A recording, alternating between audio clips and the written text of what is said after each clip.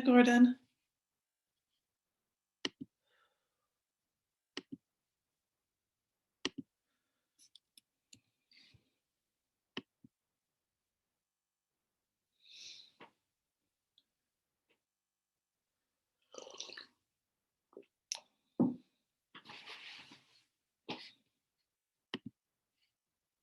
Hi.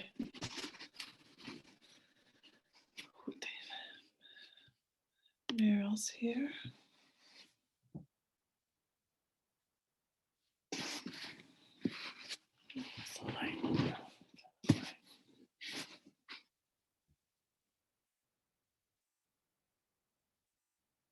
Hi, Meryl.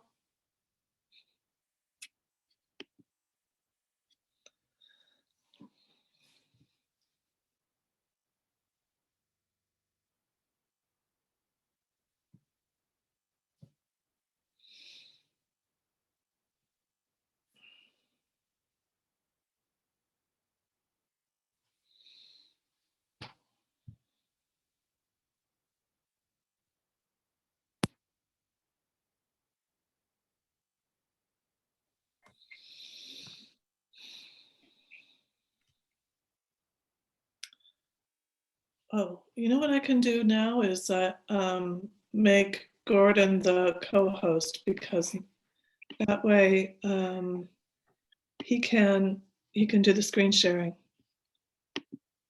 So Gordon, you're now co-host, and I'm still host, so I think we both have access to screen sharing if needed.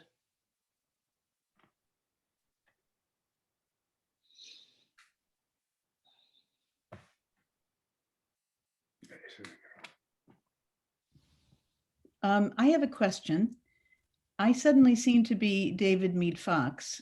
I can rename you. Oh, It's I easy. can do it. I see it. Okay, Yeah. read. Okay, great. Thanks. Now unmuted. So Meryl, if you want to rename yourself, I did it. Oh, there Right. you are. Hey, Meryl. Hi. Oops, Tom was with us, but he's gone again. hopefully he'll be back. As I remember, he's with us for an hour. So Gordon, how you doing with this? Are you ready to be the screen sharing person? I am. I have downloaded everything. Fabulous. Well, And it's in order on my desktop. So I should be able to open up these folders as we go through. okay. Let me just read one thing over here.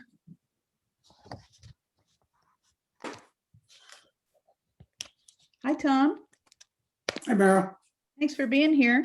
Yeah, You said you needed to leave after an hour. Is that right? yeah. I got another meeting at right after this, and I got to prepare for it. So Yeah. probably 6 o'clock ish. Okay. Thanks for letting us know. Hope you get dinner in there too somewhere. I downloaded the 15 Squires Pond presentation that Rick had made Great. last time.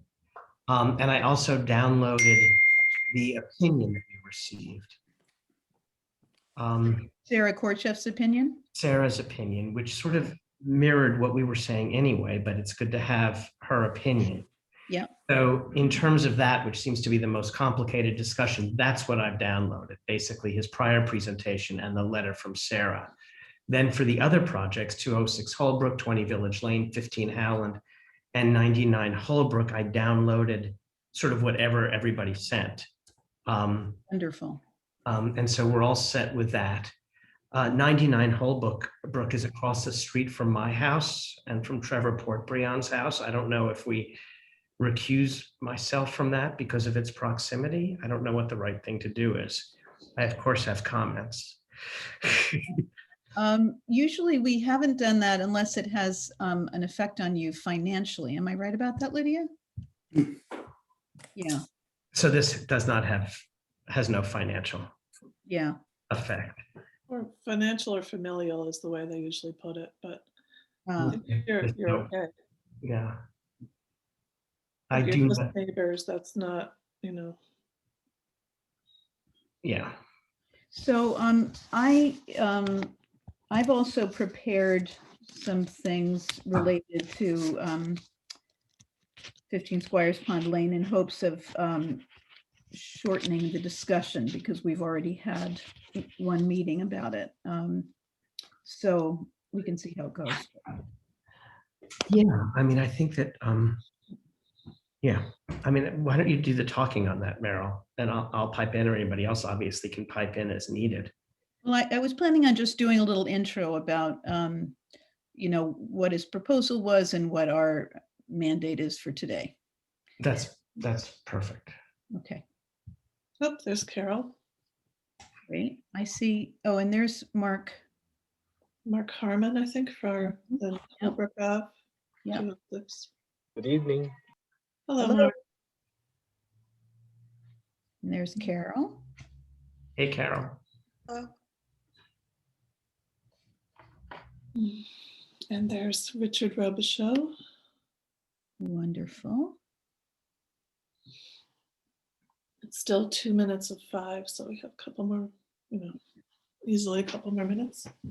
For being the timekeeper.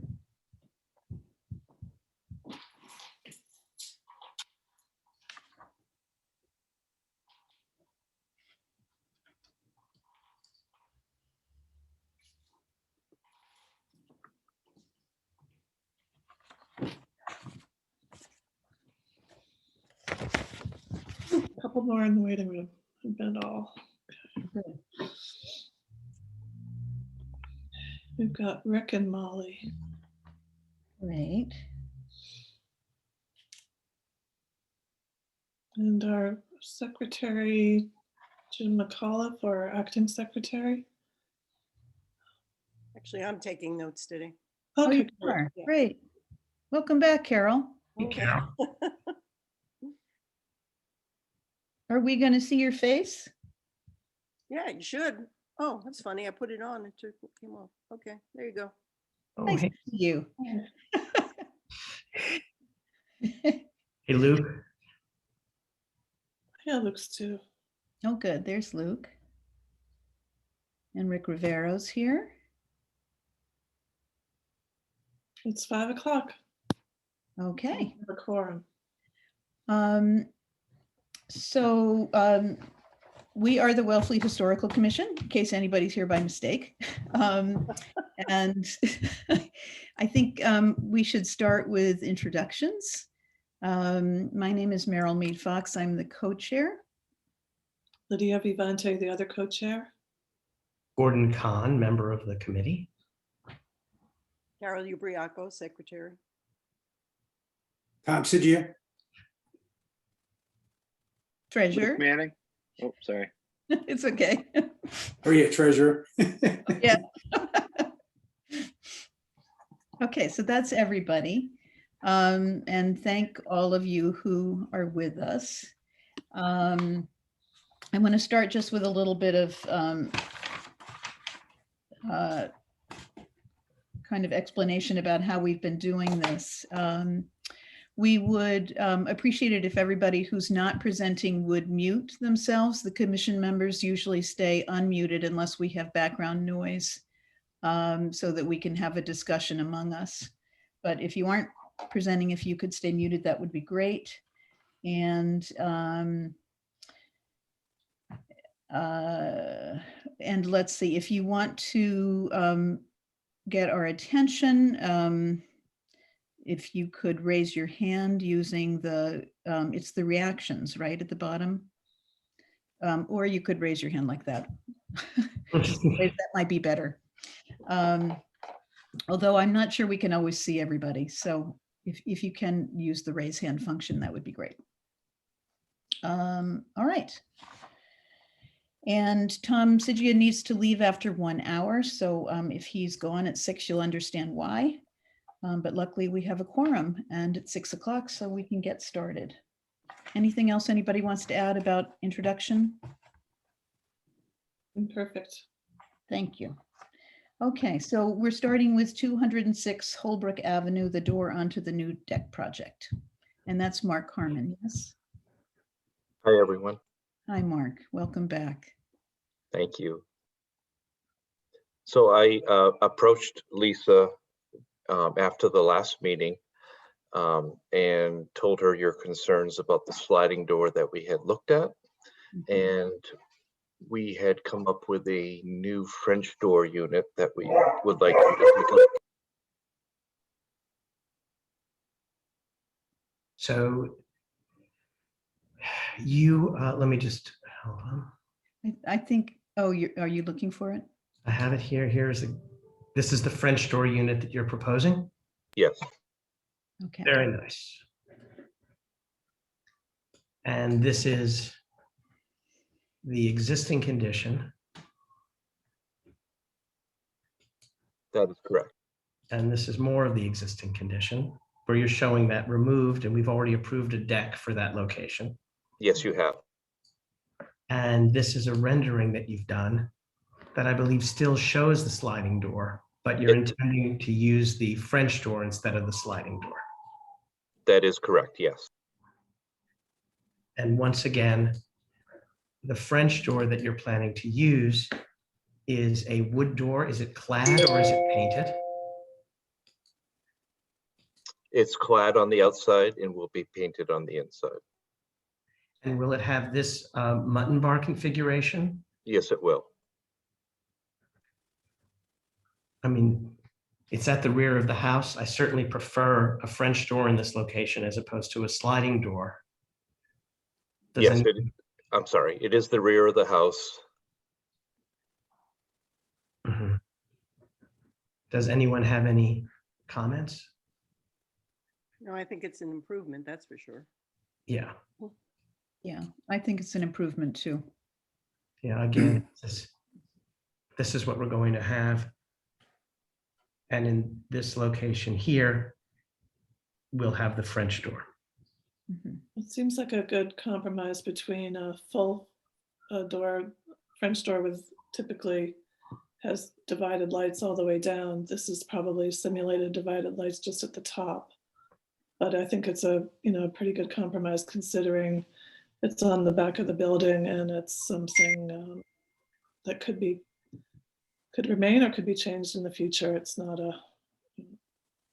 seems to be good. Yeah, Yeah, I agree. So any other discussion or do we have a motion? I move that it be approved as submitted. I second the motion. I'd like to amend my motion to state that the rendering does not show the actual door that will be installed, that that's been submitted as a separate catalog cut sheet.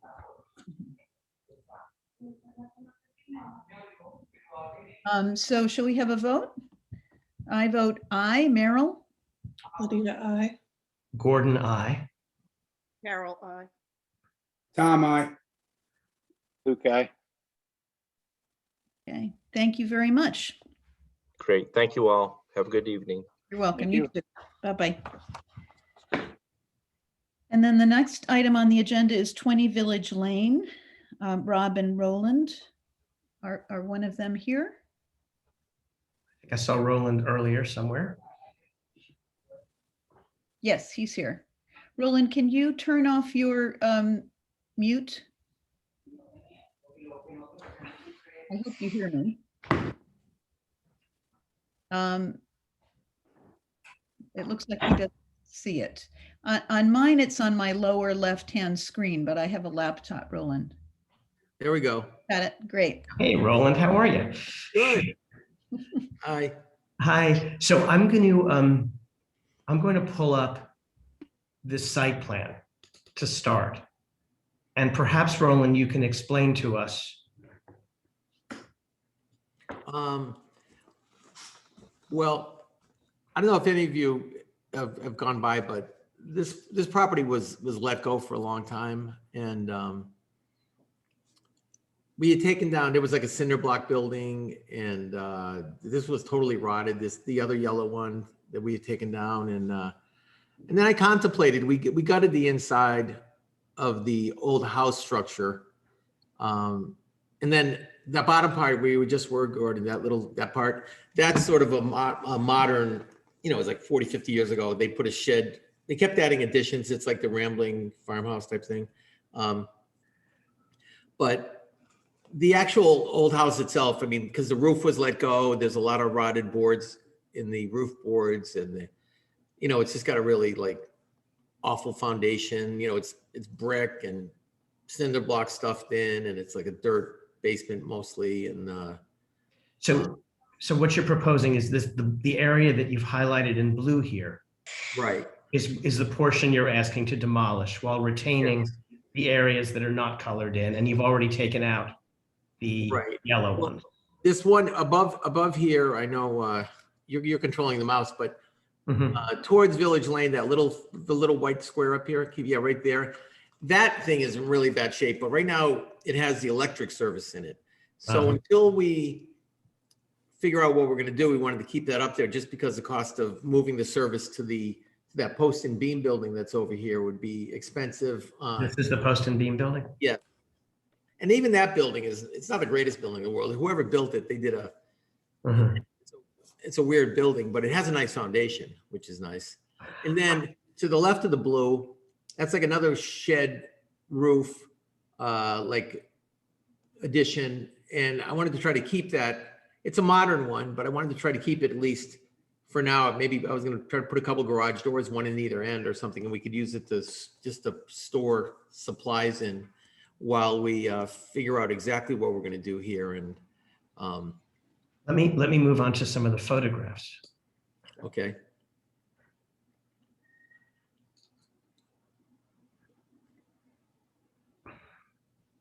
If anybody wants to steam that wallpaper off, they can have it. I'll do it. Could we look at the exterior rather than the interior so much? Yes. See, H is like maybe, I don't know, 40 or 50-year-old edition.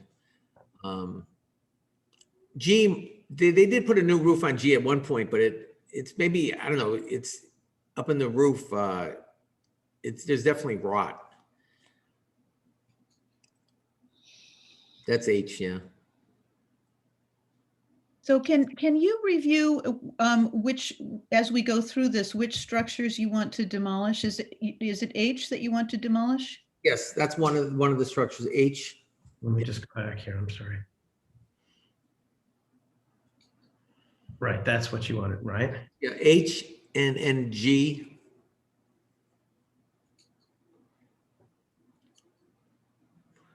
And F is attached to G. So that's basically, it's F, H, and G. What is this, That's part of G. that's part of G, and this is F? And Yeah, H is the shed addition at the end of G. there's a shed addition attached to G that I want to, I'd like to hold on to because we could utilize it.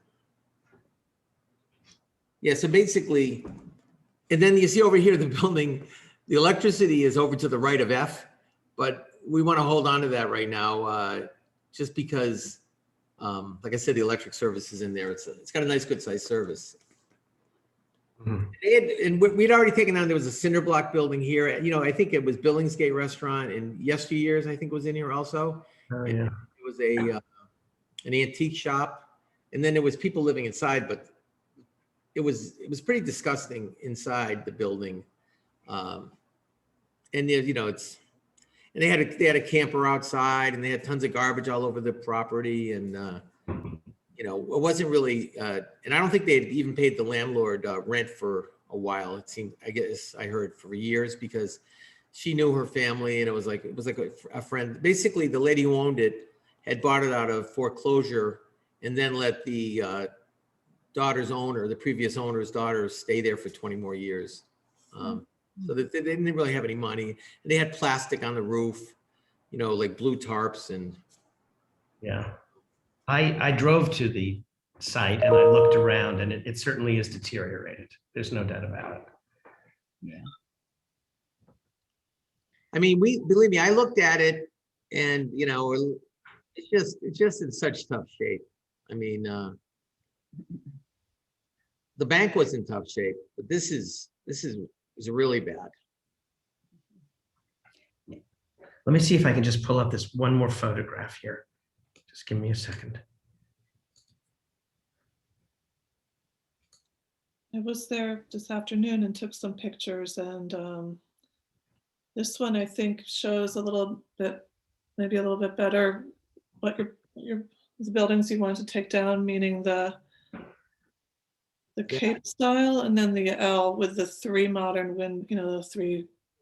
Well, the one on the left, that's the utility. So you can see the electricity. That one, that little hut there. Right, this is the utilities are coming in here now, Roland, right? I mean, that building is in tough shape too, but right now I'd like to hold on to that just because. And then wanted to save where that picture window is on the right. Way Yes. over, yeah, that thing, Mhm. or bay window, whatever they call it. Yeah, that thing is, that's a modern structure, but it's pretty solid. And like I said, I wanted to just hold on to it for now because, and we're trying to decide what to do with the property. I think we were talking about maybe doing a cottage colony. It was just one idea. Or the other one was maybe if I could get permission, maybe I heard I could maybe possibly, because there's 2 1-acre lots, and build a couple of duplexes. And maybe, 2 of them might be affordable housing Mhm. or something like that.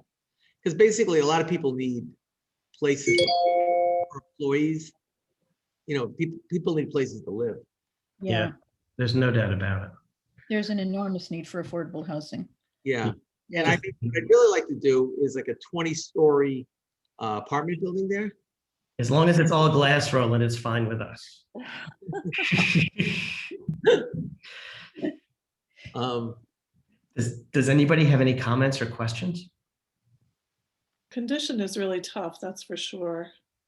And often we think about some of the outbuildings or additions as, could they be salvaged and removed and moved somewhere, relocated? But in this case, I don't really see that Yeah, it it's at seems, all feasible. And the thing that I'm a little bit concerned about is the Capes house and then the L. And that seems to me like the best part of the whole complex. And there's a lot of parts that can go. well, can we look at the inside pictures of the, the ones that Gordon was showing before? Because, I mean, I thought about, trying to hold it together and just using it as a workshop or something, but I mean, look at the floor, and I mean, and even the windows have all been replaced. yeah, I think there's a couple original ones maybe, but otherwise they are all in hodgepodge. I don't think there's any, it no, has not been loved. the whole place. Is there anything you can salvage from it, Roland? Are there old materials you could? My electrician, you can see those boards, timbers on the bottom. My electrician was asking me yesterday, if he could come by. I mean, I've dismantled, buildings where we take every board apart because of this one, even like the roof boards. I don't know if you can see on the roof boards in this one, but a lot of them have rot. And then they have to strip the roof off. But we're going to try to cut as many of this wood down and reuse it. I mean, I love using old wood again. I know you do. These joists look like they might have something left in them. Yeah, and there's some other ones up upstairs. It would be nice to kind of keep as much of it as you can and use it somewhere. Well, you can see with the bank, I mean, we used granite from New Bedford. We old 120-year-old brick for doing the foundation over. Inside, we use slate that used to divide the bathroom stalls at the mills I own. Oh, yeah. You use all the yellow pine inside is all, remilled from the mills. There's something very nice about that. I mean, Yeah, even the shells in the driveway obviously are recycled. right. I want to say this, I ate every one of those clams myself. Right. Look, you're growing something here for your other shop. Yeah, right, yeah. And even the fence is all reclaimed wood at the bank. Yeah, you did a very nice job at the back, Roland. Thank you for doing that. Yeah, thanks. There a lot. were, It's Remember- for a worthy cause. yeah. Does anybody have any more comments about this? This is kind of a nice piece here. Yeah, It is gutted, and that's what it looks like when the place is gutted. I mean, it is at the bank, we held up the building and we put a whole new foundation in because without a good foundation, it's just a bad investment, and it's also you're building something that's not going to last. And then structurally, this place is inadequate. I mean, so really, I mean, you know, at the bank, it was like the entrance to town, and it was in much better shape than this place. This place, because Cape Cod Bank and Trust was in there, but this place has been neglected for Yes, years, it has. years. I mean, you should have seen the glass and junk. They had buried rugs. It was like somebody was crazy who lived there. They would actually bury rugs and put them under the dirt, and there was just all kinds of junk. I What mean, it about, was sort of fun, you know, it's sort of fun cleaning up a place like this because it was so ridiculous. This is the demo permit here that you've applied for, Roland, I see. Yeah. And, you know, I mean, I think you saw at the bank, I mean, I like doing quality work. And we're excited about, you know, I like doing a nice job just because, you know, pride. And also I think it's just a smart investment. And also the creativity of, you know, trying to make something that looks good. Mhm. And also, you know, staying with the, you know, I'm trying to make it look as Cape Cod-y as possible. You know, we're not going to do like that Mexican place on Route 6 and stuff, which, you know, that's cool on its own, but we're probably, you know, we're not going to do anything like that. So do we have any more discussion, or do we want to make a motion? and I'd like to see H definitely be demolished. But I think G and F would be nice if you could, to try and retain them and take away the other parts. There's Turn a, to this again. there's a very long kind of one-story shed building that I don't really see in this drawing. It's But this, is that that? I think Okay. it's this, Lydia. Leave it at No, it's one. on the other side, the one-story shed. Oh, I'm sorry, this one here. Well, oh, that's the old asparagus shed. That one we were gonna hold on to for right now. I mean, you saw the roof. I don't know if anyone saw the roof in the back, but it's like, you know, you can see that one we're gonna strip the roof off and put a new roof on it. And I was thinking if I could possibly move it to another place in the property at some point, I might do that. I mean, it's good, you know, for So this again is these, which portion, those Lydia? blue ones. The blue ones I want to take down. I mean, to be Right. honest with you, I'm not trying to be, I have to go to the other drawing. I'm sorry, just give me a moment here. Yeah, F, G, and H. I'm just letting you know, there's no way I'm gonna like save F and G. Because if I did, there's a few old boards in a brand new building. You'd have to pick it up, put a brand new foundation in, reframe the whole thing from the inside, basically. I mean, you know, it's just not economically feasible. And I own tons of other property and I can do other projects, and I'll just wait 12 months, and I'm not trying to be uncooperative, but it's rotted. There's nothing, it's just spending an extra $150,000 to build something that looks the same. But in fact, it's a brand new building at that point. But I mean, it's up to you folks, you know, Well, but I mean, I'm just telling you, I'm going to build something that's attractive. you know, I sort of landed in looking at it that as charming as that little portion of the building was, most of it wasn't very charming. And that it's really deteriorated. Well, and there isn't one original window. Those are windows from the 70s. I mean, there's a picture window upstairs. They had an apartment. The guy had to walk over the roof to go down a ladder. I mean, this place was, health department ever showed up, it would have been condemned. Yeah. Underneath the toilet was rotted all the way through to the basement. I mean, it's, Mhm. you know, it's just it's a piece of junk. I mean, that's why, I mean, I bought the place for $310. You know, the whole place is a tear down. I'm trying to preserve, like, at least this other building, it has a nice foundation. I mean, I guess that's the bottom line, is having a nice foundation is, you know, at least you have it's an investment. You build a building, you fix it, it's gonna be there for 100, 200 years or forever. Well, you're saying this portion here has a good foundation? Yeah, that has a nice foundation. Mhm. That's like you know, but it's not really I know my carpenter doesn't like the way they did it. It was sort of done by, you know, we're gonna have to go in and structurally work on it. But like I said, we might even end up doing a cottage colony here, which I don't know if anyone's built a cottage colony in 50 years, but it's just a thought, because people need places to live in the summer because there's a big demand. I mean, Restaurants are having a tough time. Everybody's, plus now they have that extra $300, get unemployment, an extra $300. I mean, who wants to go to, you get more money just staying at home. So nobody wants to go to work until this thing ends in a couple months.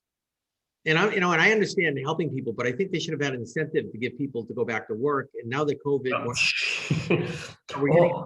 All that aside, Roland, yeah. the question is this.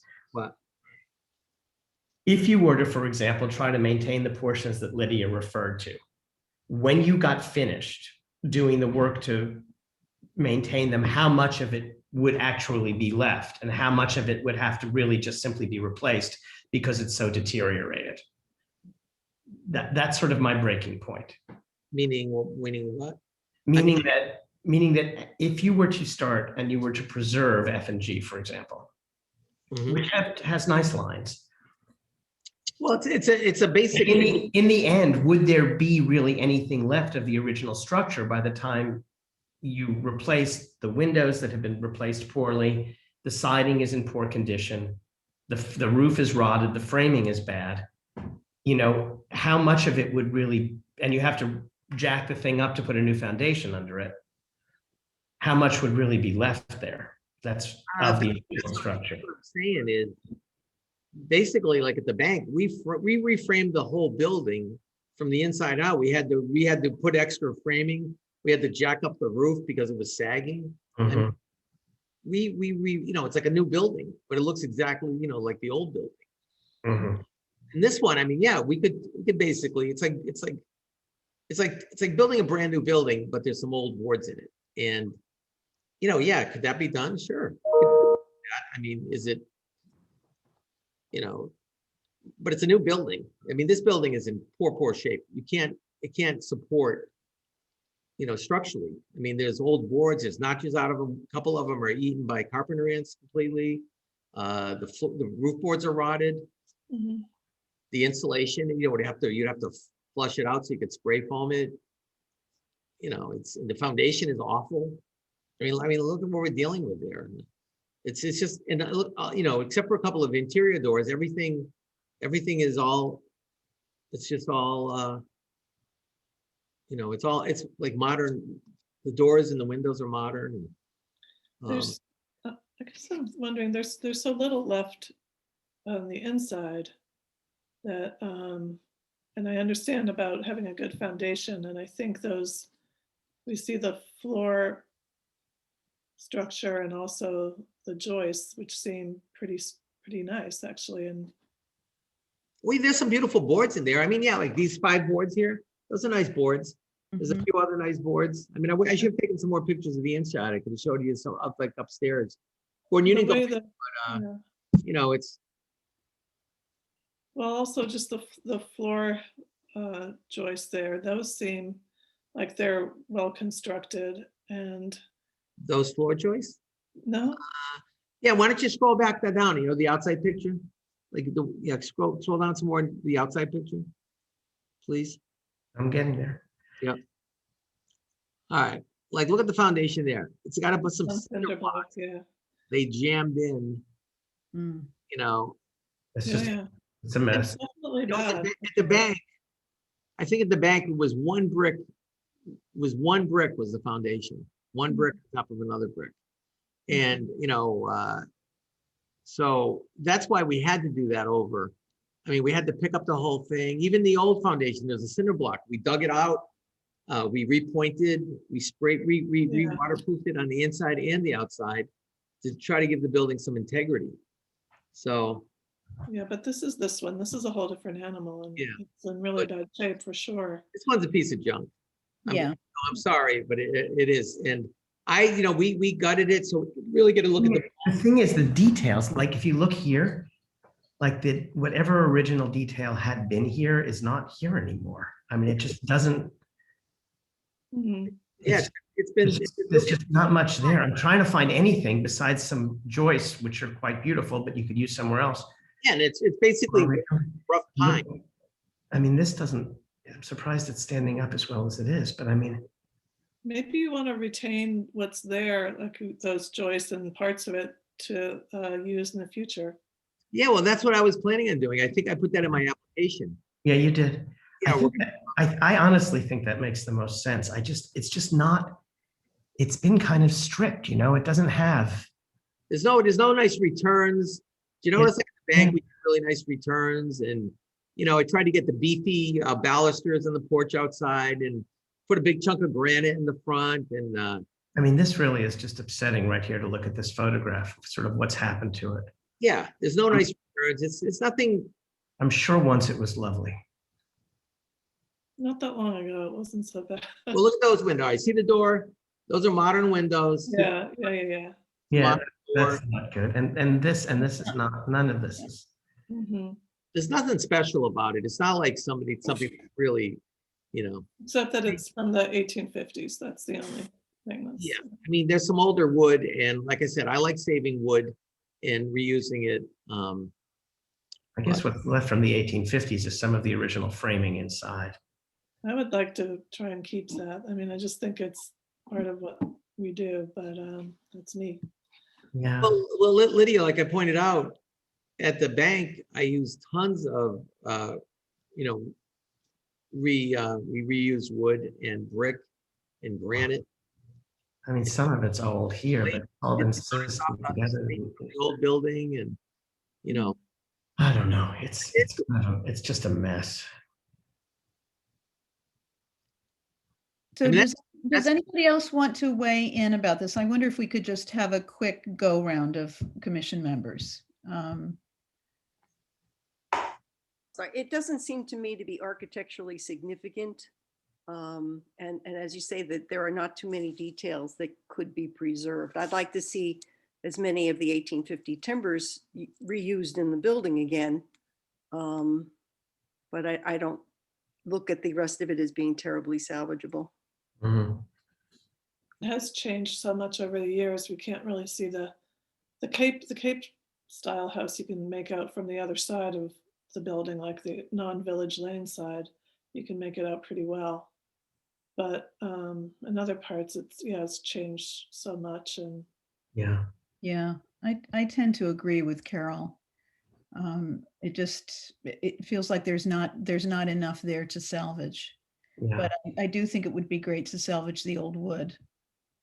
Mhm. Tom and Luke, do you want to weigh in? Yeah, this is Tom. Yeah, I agree with Carol. I think some of the wood can be saved. But can I ask a question so it's not construed as, because I know we're going to vote on this and I know which way I'm going to vote. But Roland, do you live on Payne Hollow Road? Yes, I do well. I live Okay, there like half the time, and I live in Mattapoisett. I still I'm like semi-retired. okay. I just want people to know, Roland, I live at the end of Payne Hollow Road at the top of the hill. And we've never met. And I just want to, before I vote, I just want the team to know that even though we're quote unquote neighbors on Payne Hollow, we've never met. So I'm not persuaded either way on this vote. Thanks for letting us know, Tom. Tom, Okay. did you find the cash I left you in the envelope in your? Roland, we've met and I'm telling you to stop. But my point, I agree with Carol. Some of the wood in there looks pretty nice to be used somewhere else, but I think these buildings are not going to last. Yeah. It would be nice to use them in the building so that you can see that the old wood came from that building and not just like Right. out. But that's just Carol, I'll talk to my electrician. I'll give him some other wood. I have a whole warehouse full of wood in New Bedford.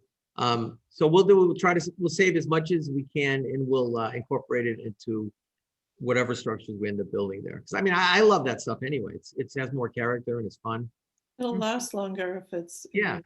Yeah. No, I mean, I love doing that. It's my great grandfather used to build brick apartment buildings, and my on both sides of my family, they're contractors and stuff. So I like building stuff. Not that I've never done anything myself. Luke, did you want to weigh in? I can. First of all, I think the bank is great. Mhm. It's, Thank you. yeah, oh yeah, it's really pretty amazing, the transformation, and nice to see it in much better shape after all these years. And I think that this, I don't think there's very much to save here. I agree that it's in really rough shape. I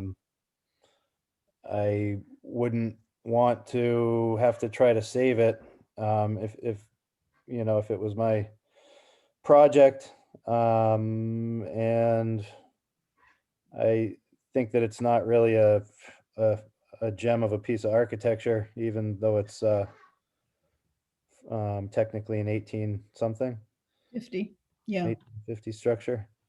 All that being said, I think it's, you know, kind of a slippery slope to have some buildings come down and others not. And I'm not for having Mr. Latender sit through a demolition delay, especially knowing the nice work that he does. But I just think that we have to be consistent with our decisions. And that's all I'd really add in. Mhm. Well, you know, I think it comes down to the quality of what you're trying to save. Anyway, this place is it's in tough shape. So I think we're ready for a vote. Would somebody like to make a motion? I'd make a motion to okay the plan that's been presented to demolish the 2 sections of the house labeled. Was it 2 or 3? Was it 3 E, as F, well. G, and H? It's F, G, and H, I think. Hold on. Yeah. All in blue, yeah. Yeah, the three. F, G, and H. Okay. And H really is like a modern, that's Yeah. probably like maybe Yeah. years old or something. And would anybody want to second the motion? I'll This is second. Tom. I'll second. Okay. And let's go ahead with the vote. Merrill, I. Carol, I. Gordon, I. Tom, I. Luke, aye. Lydia, I'm gonna abstain. I just feel funny about it. Okay. It's hard for us to approve these demolitions, but your demolition is approved. Okay, great. Thank you very much. And I'm sorry, Lydia. Okay, I I understand. We're gonna try to, when we build something, we try to, I like the Cape Cod style anyway, so I'm just saying, we're gonna try to do a nice job. yeah, I'm sure you will. I believe you will. And Yeah, I just want to say, I think it would be nice if that similar footprint could be used if you're going to retain the good parts of what's left. You could maybe incorporate them into the design, just so you're retaining the proportion and the scale and things like that of an old place. well, I'll have to see, because, it's, I mean, Yeah. I guess for me to, I mean, we like, and sometimes having a constraint can, drive creativity, but sometimes it's nicer to have better layouts. Plus Route 6 is right there, and Yeah, doing a layout where you can try to make it so it's, fits the property and being sensitive to neighbors' issues and all that stuff. But anyway, well, thank you all very much. Thank you. And thanks again for the work you've done on the bank. Okay, thank you Appreciate very much. Appreciate it too. Okay. Okay, Alan Kurzweil, 15 Howland Avenue. Thanks for being Hold on. here. Let me So get- if you can unmute yourself, you got it. Good evening, everyone. It's nice to attach some faces to names I've come across from time to time. Nice to see yours too, Alan. Thank you for the nice drawings. I can't claim credit to anything but paying for them, but yes, they are beautiful. I'm not sure who drives the bus on this process, whether you ask me questions or I make a short presentation about the motives and aspirations I have for the for the building and the property more broadly? Would you A like short me to do that? Short presentation would be great, although your write-up was very helpful. So, you know. Right. So I mean, I'm quite confident that all of you know the mothership of this property, 15 Howland Lane.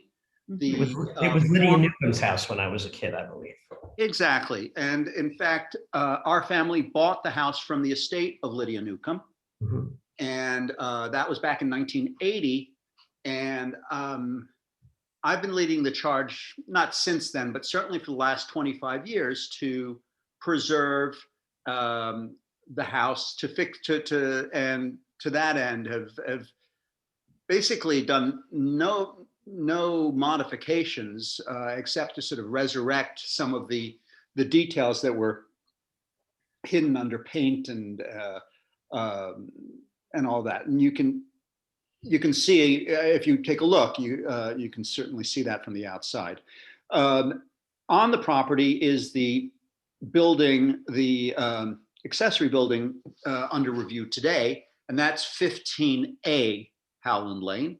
The designation of the letter was given by the fire department last year for safety reasons. It is not obviously contemporaneous with the construction of the Captain Pierce House, which has a rather nice write-up in the Macris as well as in the Historical Society holdings, which in fact is an organization Lydia oversaw at its founding. And so she's always been directly tied to exactly what your mandate is. And in fact, I think sold her burial insurance to underwrite the founding of the Historical Society. So there's a burden that comes with the pleasure of living in her house. And to that end, I've always aspired to bring this outbuilding, the garage, in line with the silhouette and the general vibe of the main house. And over the years, I've had the good fortune of 2 or 3 architects spending time here. And they would sit on the porch and make unsolicited recommendations about how the garage could be upgraded. And there was one, and when this architect, Sam Olshan, came up with this sketch that he did just in a lazy afternoon, I loved it because there's a dialogue of form with the mansard-like roof line, those pitches there. And then for practical reasons, as a writer, it would transform an attic space that is unusable into a place I could put a desk, look out at the field, and write. So there's also sort of professional self-interest built into the design as well. And wherever possible, and which is I think everywhere, the materials that will be used in the new project will be superior to the ones and more historically in keeping with the property. So we'll say goodbye to asphalt shingles on the roof and hello to cedar shakes and a seamed metal roof on the apex, the cruciform roof line that's basically a flat roof. I should mention, by the way, I'm accompanied tonight by the fellow who's going to be building all of this, Alex Emmons, who is a, good evening, everybody. Hi, Alex. A fine housewright whose work you can see at the beginning of Way 60, where it meets Hamlin Farm Road. That small, that tiny, I inadvertently occasionally call it tiny house, and he slaps my wrist, but there's a small structure that he built by himself, which is a far more ambitious project than the one we envision here. absolutely every stick of the existing framing will be reused in the new building. The roof, the interior roof paneling will be used also. And it's my goal to have not a single sheet of sheetrock anywhere in the structure. Wow. Wow. So, yeah, I think, I mean, I've been listening, I don't know if it's called eavesdropping, but getting a sense of the things that the commission cares about. And they align with absolutely everything that the sensibilities I bring to my project. I have to say, it's really a beautifully designed new roof line that refers to Lydia Newcomb's old house, but is of today, and it gives you a place to write up there. And I think it is actually a big improvement over this, which existed before, that was just kind of an outbuilding garage that no one, kind of like a stepchild to the main house. So I like it, and I like the drawings, and I like that property very much, actually. I've admired it for years, and I remember going to see Lydia Newcomb there when I was a kid. Well, you have that on me. The person who put the Macris filing in characterized the landscaping as austere, and I think that's spot on. I think that's a really fine word choice. Sort of looks on that hill, looking down to sort of where the wetlands is back in there. It's really quite lovely, and I like the design very much. I think it's masterful in a lot of ways. There's a lot of you can't tell from the design itself, but there's a lot of labor that that Alex and Sam put into the various iterations till we got to this point. As an architect, I can certainly appreciate that getting to this point, much like an author writing an essay, an architect's drawings are a process, and you learn about your subject as you go. So many iterations are necessary. Yeah. Yeah. I agree. I think it's a beautiful design. I think it's Really? lovely. Yeah. Certainly better than what's there. A big improvement. Yeah. What's there is probably what, 1920s or garage building or carriage house? Carriage house would be a more appropriate title. And we think it's a bit beyond that. I would put it the late 30s at the earliest, and that would be based off of the materials used. And it's V-groove Doug fir, 1x8 sheathing, and 2x4 Doug fir wall studs and 2x6 rafters. So the style of the framing and the materials used, I would put it between the late 30s and the early 50s, just before plywood came out. And it's a classic design that you see all over Cape Cod and Massachusetts for carriage houses. Right. So the carriage house as it is now is much more of a budget build from the time, and it was built cheap and quick, and it didn't match the house. Whereas you would see in other estates from the same time period, the carriage house or any outbuilding for that matter would lend themselves more to the main house. Mm-hmm. So that's kind of what we're going for here. Also, I don't know if you know this, but not that it's probably relevant, but the floor is cement and the foundations currently are what? Cinder block. Cinder block. And that will, you'll no longer see that once the project is done. Yeah. What will the surface on the foundation wall become? Hard with half-inch cement parging? Most likely parging, but that's always, I'm always actually, I'm partial if want to match the brick. The brick, or I actually have a love of stone. I don't know if that's a viable solution. To match the house that you want. No, if you wanted to match the house, it would be brick. Brick veneer, Yeah.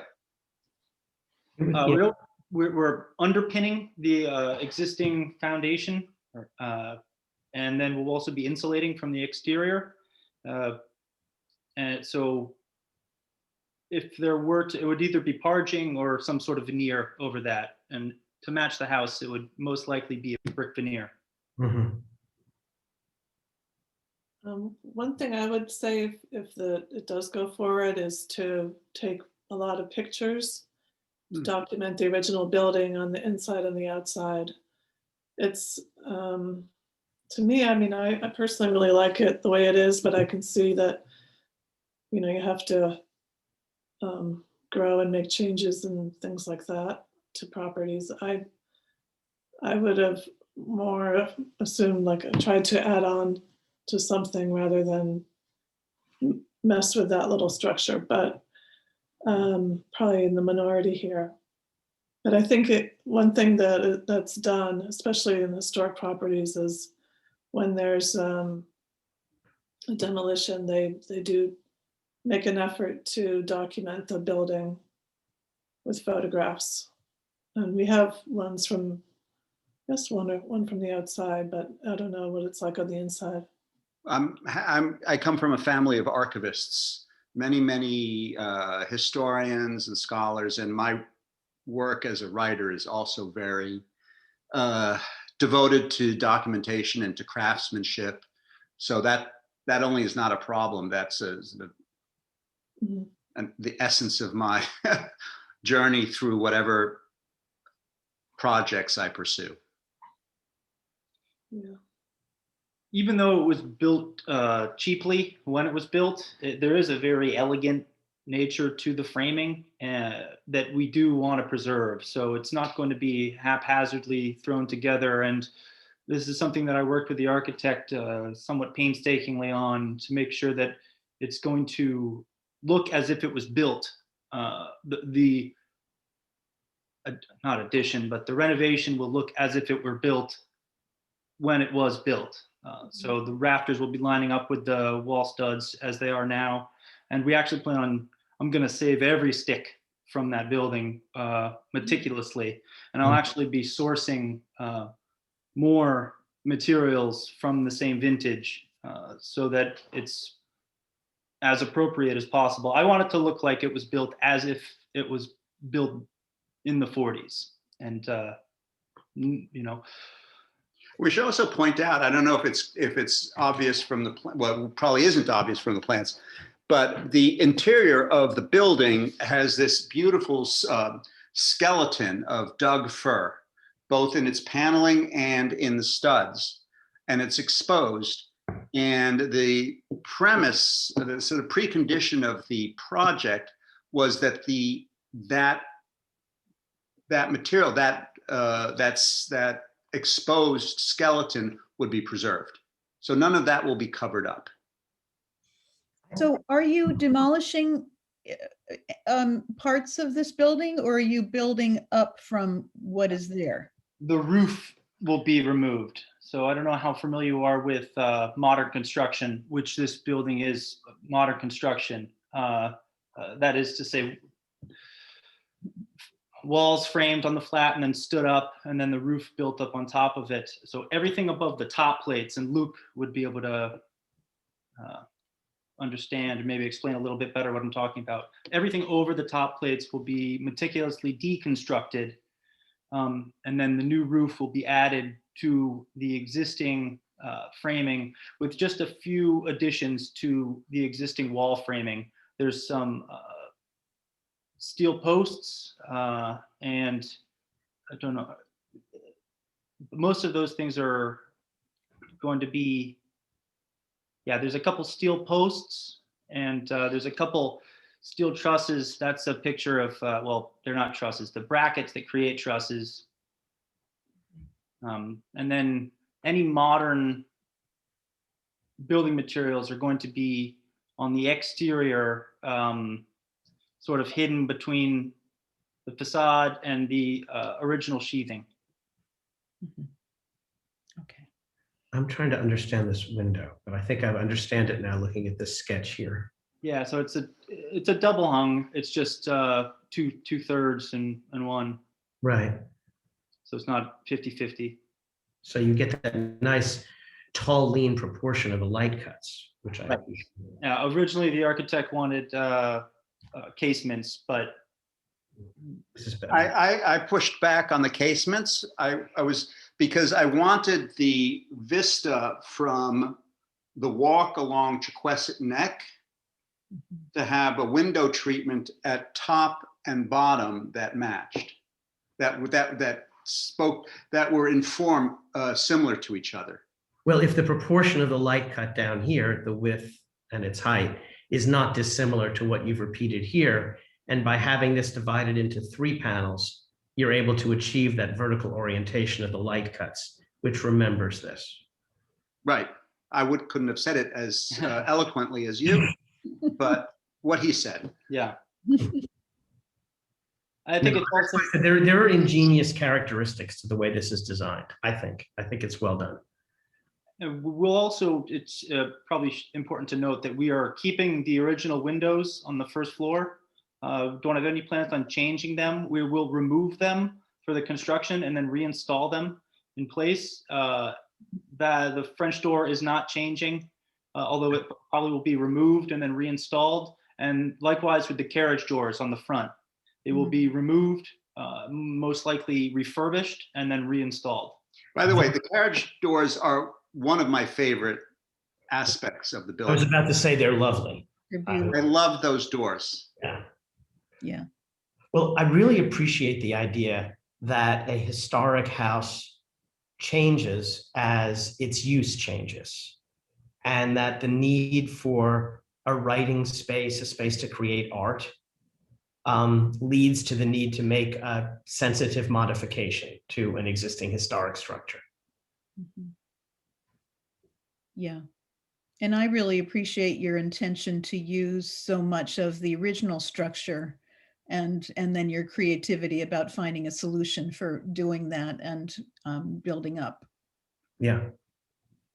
If I'm not mistaken, I think the only material that will be going to the landfill Asphalt shingles. are the asphalt shingles. Mhm. That's it. Mhm. And then maybe the offcuts of the boards that we reuse, but very minimal. Plan on say we're going to need every stick that comes off of the roof, and like I said, we'll be looking for more. So Luke, if you could help me out at all for demoing anything from the. What are you doing? That standing seam roof that you've got there, is that it? What color is that going to be? That's just going to be a natural, like, turned metal roof? We actually believe, you've actually stumped me. That's one thing, one element of the design I haven't thought about. I mean, I prefer personally turned metal roofs. Sometimes in Colorado, I'm doing a house in Crested Butte now, and there are all these kind of like baked enamel metal roofs that are red or blue or some kind of like crazy thing like that. So when I see standing seam roof on the drawing, it just makes me question it. But the ones that are sort of natural, that sort of silver zinc kind of color, and they patina in time, I think is a nicer choice than one of these prefabricated baked metal ones. Well, I will say this, I mean, and Alice can attest to this. Again, one of my material, I have a soft spot for 2 metals over all others, and it's not gold. Just to reassure you that that's not going to be the color of choice for the roof, and that is a copper and galvanized metal. Yeah, either one works well. Those are my go-to materials. Sadly, I don't have a budget to just copperize my world, but it is a material that I love. Yeah, I think we're going to be looking into galvanized. Galvanized it's nice. And the thing about copper today is that it doesn't turn green like it used to because of the acid rain. So it sort of says that brown, just kind of gets a dull brown tone to it, as opposed to the roofs of Columbia, for example. In Manhattan, where they've got all that green patina on them, you don't see that so much today because of acid rain. But galvanized is good. So Yeah. it's to me like we are ready for a motion. Does anybody have any more discussion on the part of the commission members? I think it's a big improvement, actually. I think it looks like a fun project. Yeah. So Gordon, since you're the architect among us, would you like to make the motion? I move that the submission be approved as submitted. I guess any of us could have done that one. Right. I just think the drawings speak for themselves. I second that excellent motion. Shall we go through and vote? Merrill, I. Carol, I. Gordon, I. Tom, I. Luke, Lydia- I. And I'm going to abstain again. Lydia abstains. Sorry.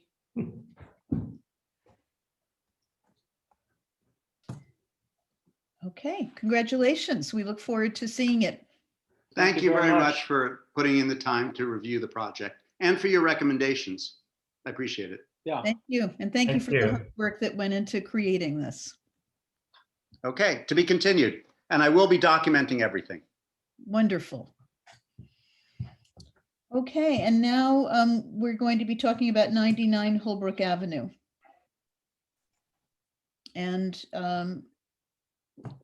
who is here to present that? I don't have a name down. Let's see if maybe they're muted. If you are here to present this property and you're muted, feel free to unmute yourself. Maybe the person is not here. Looks like they're not here. It looks like it's pretty much just us with Rick and Richard. All right, so let's go on to 15 Squires Pond Lane.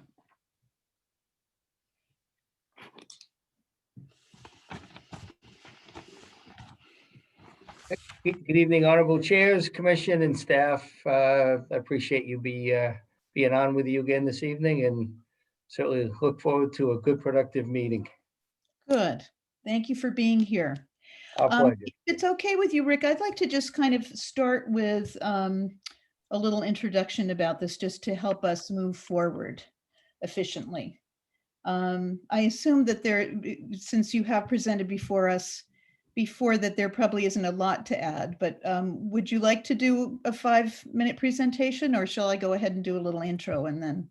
I think in all honesty, the intro, quite frankly, some of the interior pictures that Roland was showing, now that we completed the interior demo, his place looked pretty good compared to what we found on the inside of Squire. But I'd love to have you, quite honestly, just start with reading Sarah's opinion and comments, into the record. And then I'd like to, if you would, rebut that kind of quickly, not really rebut it, but answer some notes to Sarah's comment. We love the effort that she and you put into that. Then I'd like to spend a minute going through some of your bylaws and noted things on demo delay, frequently asked questions, and then kind of address some of the Secretary of Interior standards as they relate to this. I think there's somewhat of an unusual request, and then you go on to items 2 and 3. Okay, so we're very much on the same page. Let's see. So I just wanted to begin with the fact that we were established, the Wellfleet Historical Commission was established for the preservation, protection, and development of the historical or archaeological assets of the town of Wellfleet by a town meeting vote in 1986. And at our April 7th, 2021 meeting, we reviewed a proposal from Rick Rivero to demolish and replicate the circa 1850 building at 15 Squires Pond Lane. And we voted to continue the discussion and to ask Sarah Korshef, who's the preservation specialist at the Cape Cod Commission, to render an advisory opinion with regard to this proposal. And the demolition permit request for this building was received by Paul Fowler, who's the Wellfleet Building Inspector, on April 12th. So now that the demolition permit request for this historic building has been submitted, the Historical Commission is mandated to follow Wellfleet's demolition delay bylaw, which was created to, quote, protect from demolition historically significant buildings which reflect the historical, cultural, or architectural heritage of the town of Wellfleet, and to encourage owners of such buildings to explore and develop acceptable alternatives to demolition, such as preservation, renovation, restoration, and relocation. And according to the demolition delay bylaw, we're required to determine whether the proposed work diminishes the building's historic significance, whether the building should be preferably preserved. And as I'm sure you noted in the frequently asked questions that you read, Rick,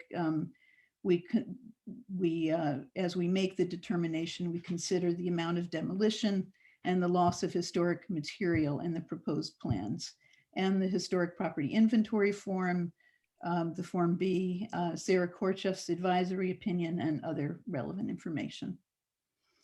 I could read the whole thing. I was thinking for time purposes that I could just focus on the advice at the end, the 2 paragraphs.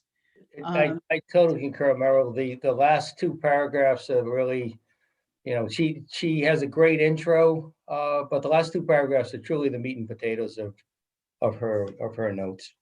And I'm glad we're in agreement about that. So I'm happy to read that if that's okay with everybody.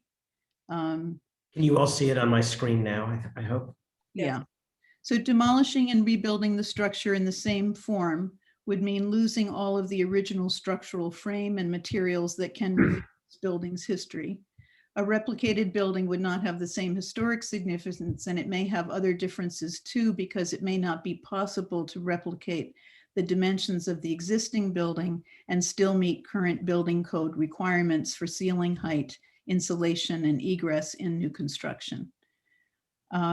Siding and roofing materials are expected to be replaced over time, but the original structural frame and sheathing materials used in the early 1800s were made to last for centuries, which partly explains the reuse of several early building elements to create this unique structure.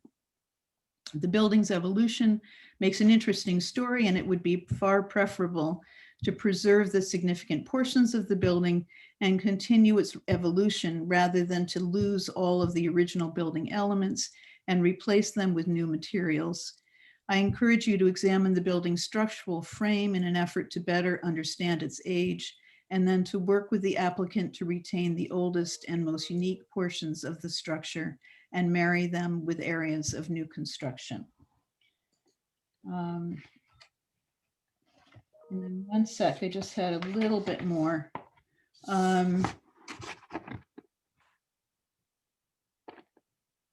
No, the rest is just depending on what we decide. So we can go with the discussion about this and any questions. And Rick, anything you wanted to add at this point? If I may, I've actually made bullet points, Meryl, of a number of the findings of Sarah, and I've got some backup, basically corroborating documents to go along with that. If I may, I'll be as brief as possible. Great. In the second to the last paragraph, demolishing and rebuilding the structure in the same form would mean losing all of the original structural frame and materials that can reveal the building's history. I couldn't agree more with Sarah on that finding. However, if you go to item number 5 of your frequently asked questions, renovations are not subject to review of the interior, and clearly the findings that Sarah is alluding to are all in the interior of the structure, or were all either covered up by sheetrock or by lath and plaster prior. A replicated building would not have the same historic significance, and it may have other differences too, because it's not possible to replicate the dimensions of the existing building and still meet current building code requirements for ceiling height, insulation, egress, and new construction. Yeah, Sarah's absolutely spot on that one as well. Totally agree. However, there are other criteria that one needs to take into account. Being a licensed building official and professional engineer, we deal with a fair amount of this all the time.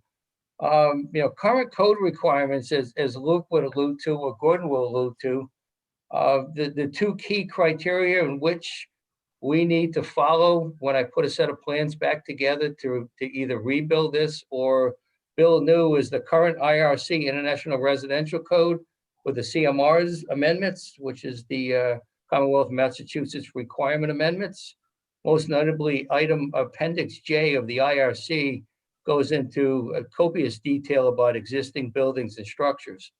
The other code requirement that, that Luke and Gordon deal with all the time is the IEBC, which is International Existing Building Code, which goes into detail in chapter 12 of allowances for historic buildings. A couple of key points to take out of that is clearly in the IRC chapter appendix J, this falls into this 50% plus renovation category, simply because we knew we had to take all the lath plaster and wallboard down off of it. We knew when we purchased this, even though there were a couple of very nice pictures from the realtor, on the bottom of that caveat was clearly that buyer beware, buy as is. We knew going in that we had some roofs that were sagging, and the back of the building was sagging, and the electrical was no good, and the boiler and heating system hadn't run in years, and when it did, it was on a wing and a prayer. The septic was bad and the well was bad. So we had a pretty good idea where we're getting into, although we loved the eclectic style of the house, and we certainly love the location. So with that being said, at a 50% rental, you fall into a level 3, which is the highest category to comply with under section 7 through 10 of the International Existing Building Code. Within that, Excuse me, Rick, I'm sorry to stop you. I think we understand it, and I think we understand the extent to which it would be difficult to do what you're doing. I suppose part of what Sarah's saying, and I'm speaking for myself now, what I inferred from what she was saying is sort of this plea, isn't there some portion, the oldest portion, something of the existing structure that you could preserve such that the building would remember its history? That you would. I'm gonna conclude with that, Gordon, as I go through the balance. The key part here is that you cannot, your structural integrity must be brought out to current IRC standards. The historic building, certainly the code official has a multitude of discretions within that, one of which is not the structural part of it. And then we'll go on with Sarah. That was just a note to the building code requirement part. Siding and roofing materials expected to be replaced over time, but original structural frames and sheathing materials used to comply in the early 1800s were made to last for centuries, which partly explains the reuse of several early building elements to create this unique structure. I totally agree with Sarah as well. One of the key pieces here is if in fact it was maintained properly. Often some of these old structures, including probably some of the material in here, was probably, its former life was probably in a boat. A lot of the old material used was hickory, it was elm, it was ash, which certainly Luke and Gordon realize is a very dense, very strong, very bug resistant material. If one goes to the Independence article that I do appreciate you folks actually adding to your minutes, there are a couple of notes in here. One about the 12 Ocean Bluff Lane property in Truro, where there was some local opposition, but essentially it hadn't been cared for, and it needed to be demoed, because of neglect. And we hate to reward people for neglect, but that was a prior owner. I think we're kind of in that same situation. They also allude to the 419 Commercial Street. The reason that they allowed that to come down was purely for safety. There was nothing left to be saved. An awful lot of the rot that we found inside of there was from water damage. Most of the roof sheathing, once we got the rest of it down, guys, was black on the inside. If one goes back to some of the old assessors reports, besides all the blight in the yard, I mean, the roof looked like about a quarter of the roof shingles were missing when the assessor took the picture of this property. Between the water, the powder post beetles, the carpenter ants, and a multitude of other things in the main post and beam structures.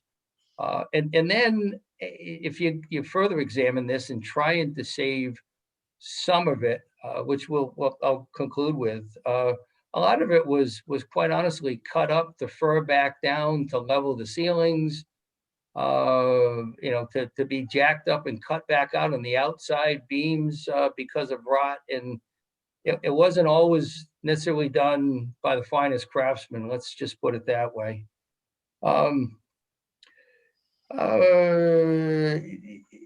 Yeah, and then I'll continue on. The building's evolution takes an interesting story. It'd be far preferable to be preserved the significant portions of the building and continue its evolution than to lose the original building elements and replace them with new materials.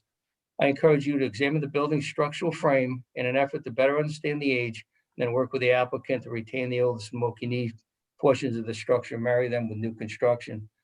I would love to have you folks take another site walk and examine the interior. I think the history understanding, quite frankly, looking at it from the outside, almost anything had been changed. The windows were all 50s, 60s, 70s vintage, as Roland had in his property. Truly, the only way to find out the age was to get it to where it is now. Not necessarily the shape it is now, but certainly to get everything off of the inside to determine what the age is. So we would love to have you folks, get back in and take a look at the interior for kind of a history understanding. And at the same time, we can certainly take a look at what the current integrity is.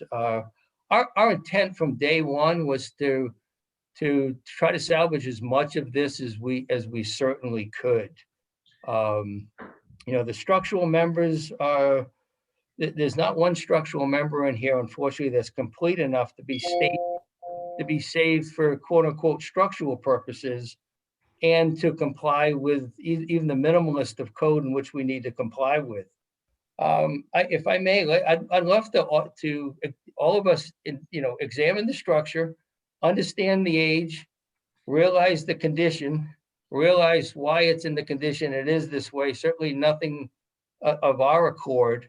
And then, quite frankly, if it's important to the commission to not actually demolish the entire building and it's at once, so one doesn't have an empty lot. And I certainly can understand, regardless of the time of the year, how dramatic that could be. Certainly, we could demolish portions of this structure in phases and actually rebuild, in phases as we worked along. So you would never have, in other words, take the bedroom section down. Certainly in that section, there's very little to be salvaged from a structural standpoint. However, I truly think that we could salvage a multitude of those pieces in there, but not from a structural standpoint, and actually construct. Gordon, you can envision this. If we found enough of the wall sheeting, most of the roof sheeting is black and probably not rotted and not usable. But if we found enough wall sheathing that one put on the bottom of new ceiling joists or floor joists for the second floor, and then put some of the existing beams that were refurbished on top of that, if one looked up, it would have the illusion of exactly what's currently there, except not in a structural sense. Hey, that's certainly another offer. Rick, I would like to come visit the site. I would love to have you come visit it. And I can do that. And I want to just key in on the last sentence in Sarah's recommendation. I encourage you to examine the building's structural frame in an effort to better understand its age, and then to work with the applicant to retain the oldest and most unique portions of the structure and marry them with new areas of construction. I feel comfortable with that recommendation, and I'd love to meet with you at the site to look at it with you, to kind of see if there's any way that we can achieve that goal rather than tear it down and build a facsimile of it. If we had items of structural integrity, Gordon, that could be used in a structural sense, I concur. And once you take a look at it, and certainly Luke's taken a look at it, There are different ways in which to go about that. Some of those elements could certainly be blended, in my, professional engineering opinion, not architectural opinion, could be blended in with new construction. Mhm. We could do it so it gives the illusion and use everything that could possibly be used in there. However, not in a structural sense, if that makes sense. Another concession, Gordon, that we've considered, if it was important to the commission, would be, it is post and beam construction. And it's not all that different than post and beam construction of, even modern day barns. Maybe not using that material, but if actually the construction type was of interest to the commission, we could do a post and beam structure, with girts and, with wood roof purlins and wall girts and stress skin top if need be, So, and actually emulate the construction type, but unfortunately not using the materials that are there.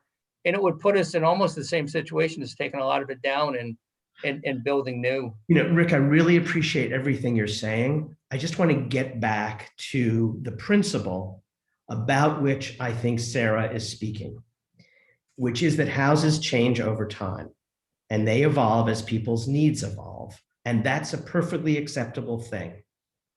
As a house changes, it's preferable by preservation standards and certainly by the standards of this commission to have some way to remember the original structures that were there and not to just obliterate them.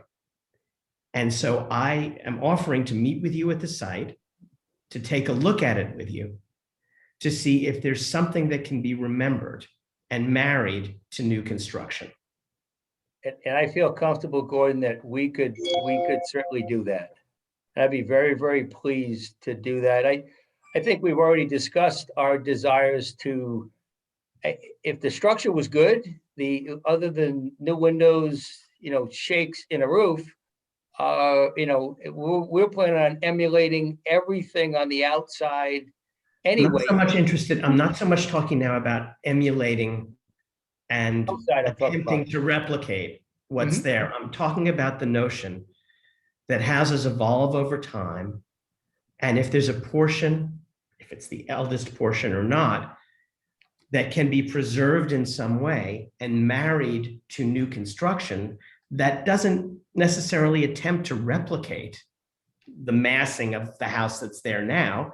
It's a house that's evolved, but it's evolved in such a way that it's still held on to part of its history. Sure. Could I say something? I would love to do that, Gordon. Okay, Rick, I think we need to have a little bit of a discussion among the commission members. I really appreciate your presentation, but would you be okay with muting for a moment just so that we could talk and then you can come back on? Absolutely. Thank you very much for your time and patience. Great, appreciate it.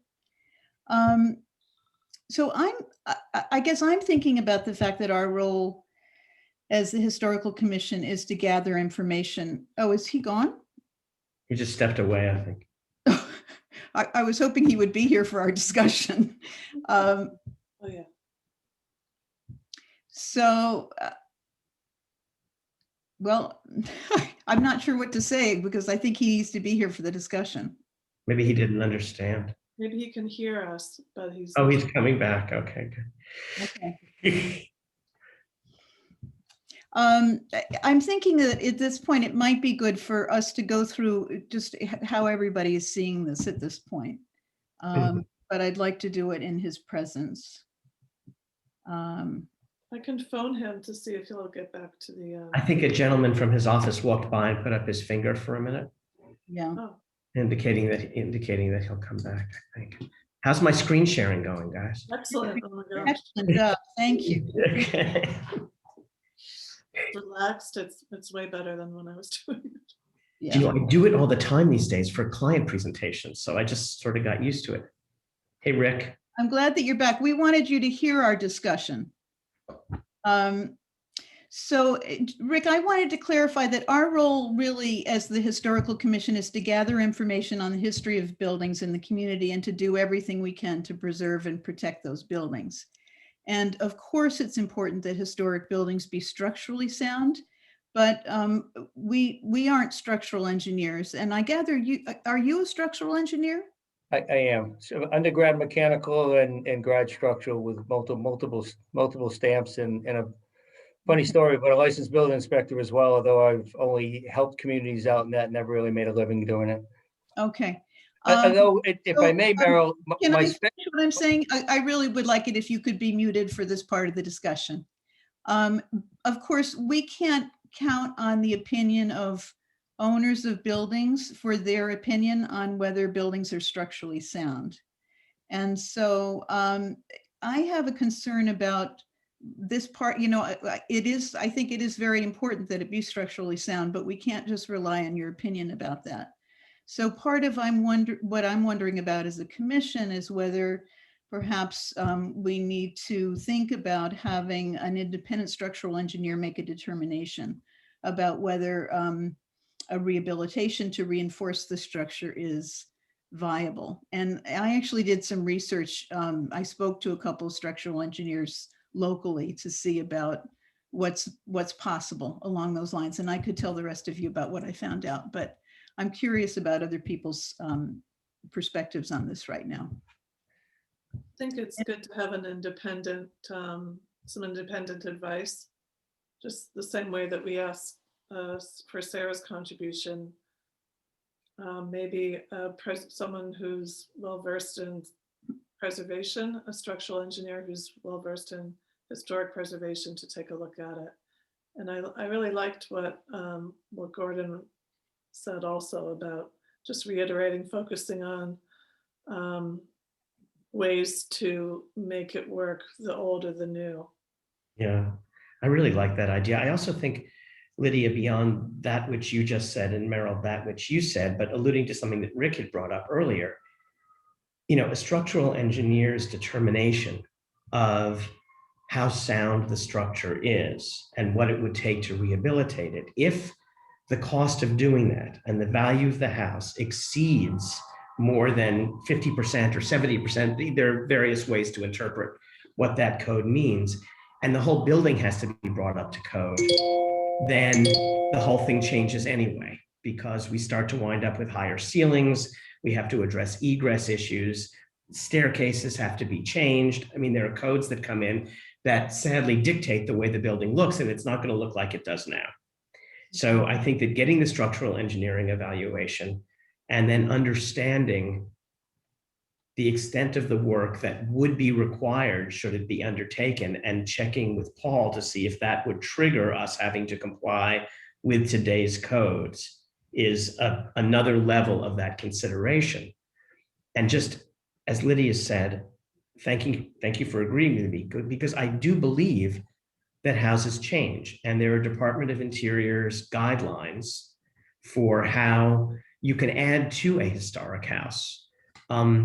And certainly guidelines concerning, boy, it would be great if we just could, keep that bit of it and then add on to it in a sensitive way, not trying to have the new part look exactly like the old part, because part of the notion of historic preservation is that the house was built upon at different times, right? You see houses that have,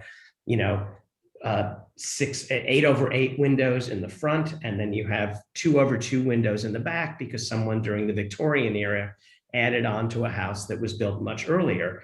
And I love that. I love that things change, and I think we can be a part of that change. But I think it has to be done with caution, and it has to be done with respect for the fact that this is an old house. And if there's any way at all to hang on to some of it and to some of its history and use that as a spring point for what might come next in its new use and its new form with its new owners, I'm liking the idea of that. I agree. I'd like to see as much, well, even if there's some little piece of the house that could be maintained, then that keeps the history of the house alive. And if you tear it down completely, then the history's gone with it. Yeah. If there's anything at all that can be saved, I think that we need to go in that direction. And we need people who can tell us, you and any structural engineer that can come in. I think that's the right thing to do here. The house is in it may not be technically in the historic district, but it's certainly, it really, for all intents and purposes, it is. It's just off the main street. I think it's part of the historically significant part of town. And I think the quirkiness of the building itself is worth preserving in some way. I really kind of loved it when I saw it, when I went around and looked at it myself, but I did understand even at the time what poor shape it was in. Thank you. The line in the sand with tearing down a building completely, you no longer have a pre-existing non-conforming anything. Mhm. And, you know, as a builder, we love to have that term pre-existing non-conforming recognized by the building officials, because it gives you a lot of tolerances that you don't have with a brand new construction.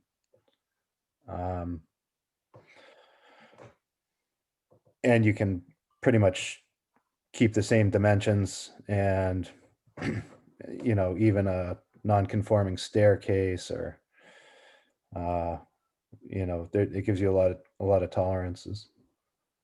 That's a good point, Luke. That, you know, residual value that triggers the fact that it's a pre-existing non-conforming structure, as opposed to tearing the whole thing down and starting from scratch and having to comply, it has benefit. And I'm not 100% certain about the setbacks, and I think that, I know they've done a lot of legwork on the project, but you know, there's always Rick's obviously very knowledgeable, but you know, I like to see projects fully developed and permit ready.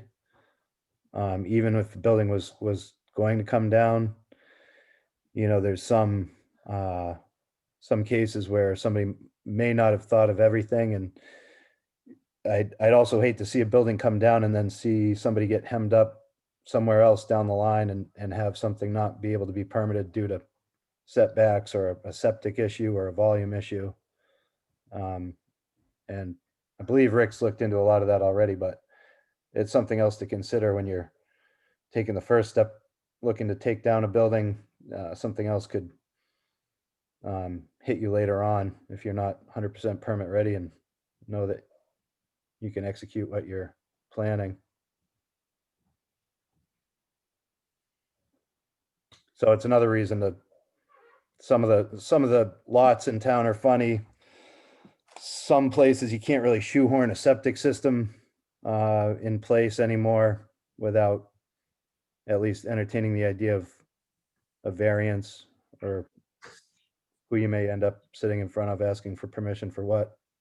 So when you have something and you're not demolishing it, you have more to work with, more leeway. So just thought I'd add that. Thank you, Luke. That's helpful. Is there anybody else on the commission that would like to say anything?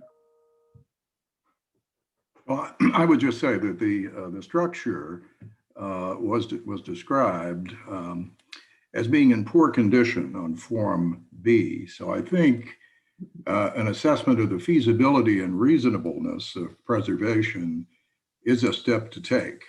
So I would favor the opinion of a structural engineer, and I would also favor ultimately a plan that preserves as many of the key components of the structure that give it its identity, in combination with some other approach. Thanks. Well put, Jim. Great. So has everybody spoken who wants to speak on the commission? Okay, so one dilemma about this is that the Historical Commission doesn't have money to pay for a structural engineer. So we would need to ask Rick to hire a structural engineer to render an opinion for him and for us about this issue. When I called around, I spoke to one structural engineer who said, you know, to get a building, well, he said most buildings can be shored up so that they're viable structures. And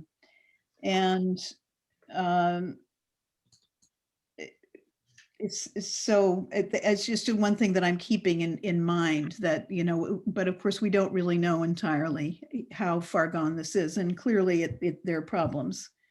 The company that was recommended to me especially was Coastal Engineering Company, who are in Orleans. And they were recommended by a Wellfleet contractor who I respect and trust. And I know many people who have used him and respect and trust him as well. I called them and checked out their website, and they seemed organized and professional. And they say they're scheduling out about 3 weeks on a signed proposal. And prices for an assessment of structural integrity start at $750 to $1,200. I assume this wouldn't be at a high range because the interior structure is so visible. But we would be asking Rick to pay for this, I assume.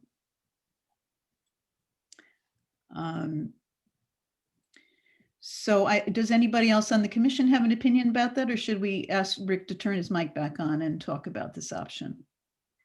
Well, I think it needs to be an independent structural engineer. So I think our recommendation here would be very important. It really can't be somebody that the owner has pulled out and is paying. I'd love to see an independent structural engineer take a look at this place. You know, people have different ideas, and as full of integrity as your opinion can be, there can be other ways of doing things. And I think it's a very, very good idea, actually. I guess the tricky part is if Rick is paying the engineer, Yeah, exactly. I don't know how independent the engineer will be, but I'm not sure what our choice is since we don't have a budget for this. Yeah, that's unfortunate. We almost need to get a budget.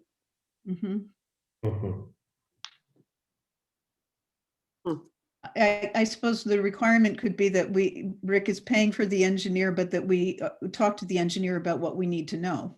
Right.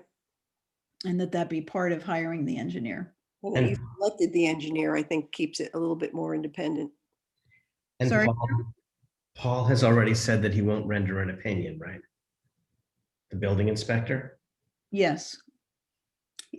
He said it's not within his purview to render an opinion about this. So any other comments before we ask Rick to turn his mic back on? Would we be hiring an engineer, or? I don't think we can, because we don't have the money to do that. Well, I mean, if you were going, if we were going to request that an engineer be hired and that it was going to be paid for by Rick, then who would select the engineer? And I'm just curious if it seems like should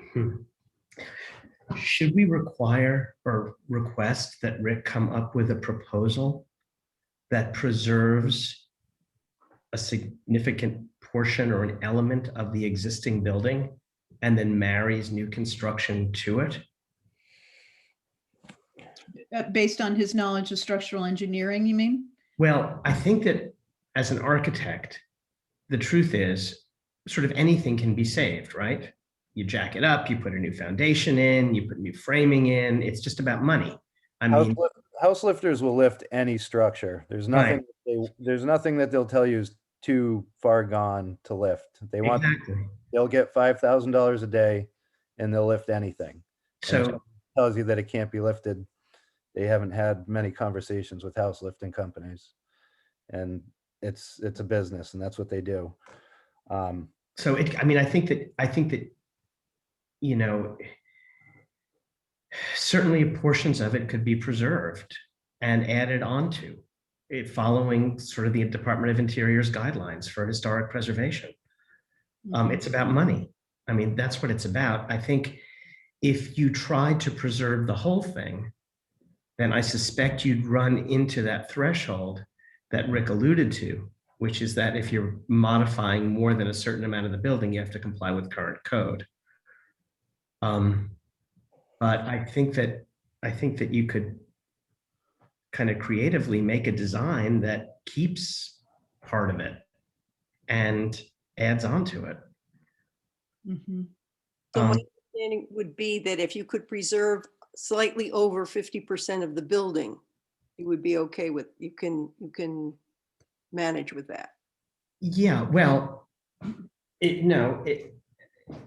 I think if you preserve a little portion of the building, if you preserve this gable and you kind of preserve this massing here, Right. and then you did something else around the back and around the side and demolished all this stuff and built new, this portion would be exempt from complying with code, I think. You're just going to kind of modify it and keep it historic. And Right. then the new portions are subject to the code. Mhm. Okay. But how does that fit with your knowledge of how this stuff works? I'm sorry, Meryl, I- for me? Yeah, I'm just wondering, I I was responding to you, you looked skeptical to me, so I was just, Oh, I'm studying the picture as we're, oh, sorry. no, it's fine. No, I don't know, Luke. Am I right about that? That you could kind of preserve this and make it structurally sound, clean it up, use it for what you're going to use it with, and then add on to it? I think you could. I mean, I think that, like, as I think Sarah said before, pretty much anything can be saved if you're willing to spend the money. That to me, it's obviously a lot more money to save an old structure, especially when it needs all sorts of endless attention. And so, I mean, I think you could save it. I think it's not probably as profitable a project in the long run. Is this a spec project, or is someone going to occupy this? Well, I'm not completely sure. I think Rick's doing it for someone on his team. He could answer that, but I think that I think that it's one of those things where, going back to being consistent, it seems like it's kind of hard to pick and choose who can take their house down and who can't if they fall into a certain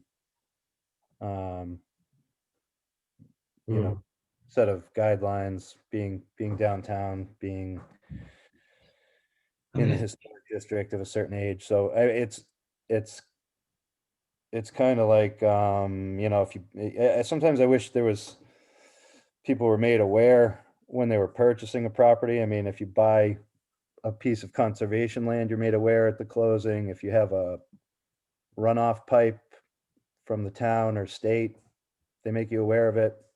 If you're buying a property in the historic district, it seems like being made aware that you may be facing an up to 18-month demolition delay might be valuable. Luke, do you think it's fair to say, though, that based on the Department of Interior's historic preservation guidelines, can they come up with a plan that preserves a portion of it and adds on to it? I think anything can be done. That's kind of my point. Yeah, that's what I think too. I think anything can be done. I think that it's not as profitable, and I think that you quickly get to the point where you're replacing more than you're saving, and it's time consuming and a pain in the neck. And it seems like this is a prominent corner here. I agree with you. If there's some way to kind of incorporate that into a new design that adds on to that, then we would be doing our jobs by remembering the house's history, but letting it be used appropriately today. Mhm. I think that Rick's probably gonna. I see Rick's point, and I understand where he's coming from. It's what can you save if you're trying to do a good job and you're replacing it one stick at a time? Yeah. Tough road. I'm not saying it's. Yeah, I mean, you select certain pieces of lumber to keep in place, and you rebuild everything around it, and it's time consuming, and it's not as easy. Let me just say that right across the street from my office on Broadway, between 56 7th Street and 58th Street, Nordstrom decided they wanted to locate a store. It's kind of an unusual place for a store. And there's a series of 3 buildings on that block. The building in the middle had kind of a lovely facade, and it was about an 8-story building, and it had charming brownstone detail, and it was terrific.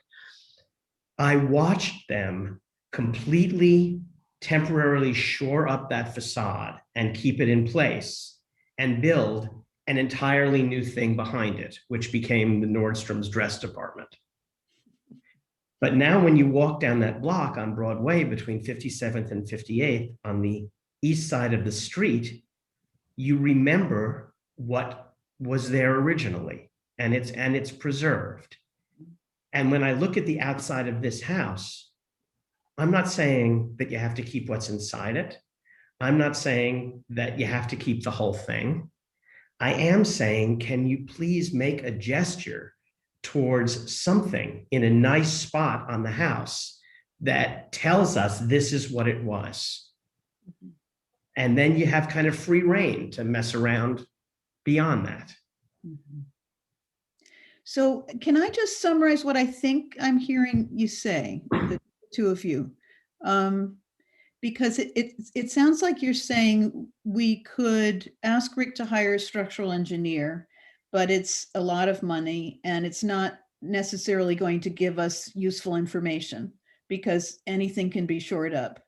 And the issue is really whether there's some way to preserve some portion of this house viably, structurally and historically, to reach a viable compromise. And so it sounds like our architect and our contractor are saying that the structural engineer doesn't seem so necessary. Am I right? I sort of feel like that. What do you think, Luke? I think that depending on who you hire, you know, I don't know what different opinions we might get from different people, and I think that somebody who's sympathetic to the historic value of the town might easily see it one way, and somebody who's a you know, by the book, overkill every connection, make everything so it's never going to blow away in a million hurricanes, might see it very differently. Yeah. And it's hard for me to say that it would be, you know, really fair one way or the other. Obviously we want to be fair to Rick, and that's why I was asking who would do the hiring. It seems like if Rick was doing the financing this, that he would probably want to select somebody and have us approve of his selection. But I don't think we've asked for this before that I'm aware of. So Yeah. It would, yeah. I personally think that as sort of preservationists, layman preservationists, I suppose, you know, what do we want to try to see happen here? I mean, obviously the house requires a tremendous amount of work. Obviously it's barely habitable the way it is now. Obviously it's not code compliant the way it is now. Obviously it has tons of structural damage. Maybe what we can do is ask to have some of the facade preserved in some area and then add on new to it. And I think it's a mistake to encourage the approach that you're going to build back exactly what was there now, because then it no longer is respectful of the history and it won't look the same anyway. I agree. Yeah. Yeah. We aren't It's also preserving. Go ahead, Libby. It's a rather small house. It's not, you know, it is a modestly sized house, and hopefully it wouldn't, there's a way to do it in an affordable way to preserve parts of it. Just parts of it, yeah. So maybe could we ask Rick to come up with a scheme that preserves parts of the house and adds onto it sympathetically? I Well- like that idea. I like it very much. And I think you're right about the section of the building that we'd most like to see preserved. Mhm. Well, because this sort of faces the streets, you know, you kind of have a glimpse of it from Main Street, you certainly see it. Hmm. And this is kind of whatever, and this is just nothing, but this, there's something. Right. There's sort of, A compromise. I've been told it's the oldest salt box in town. this is, Yeah. but look at what this door is. Anyway, and Well, but do you think we can, I don't know what our purview, can we ask that? Because I feel like that's reasonable. I think it's respectful of Rick, and I think it's respectful of preservation. And I think the notion that you're going to tear something down and put something up that looks just like it is inauthentic, I guess is the kindest way to put it. right.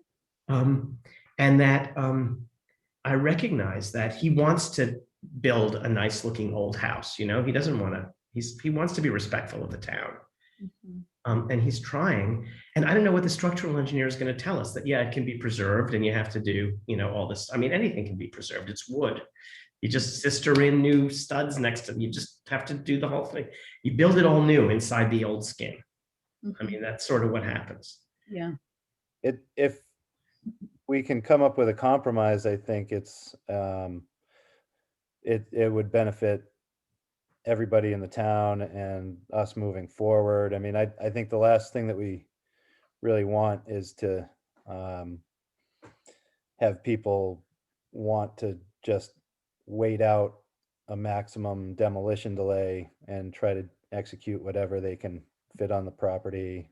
Yeah, I agree with you completely. I do too. And then we lose any bit of the historics, any bit of the remembrance is gone Mhm. if we let that happen. So I think it's a compromise. Mhm. So where's Rick?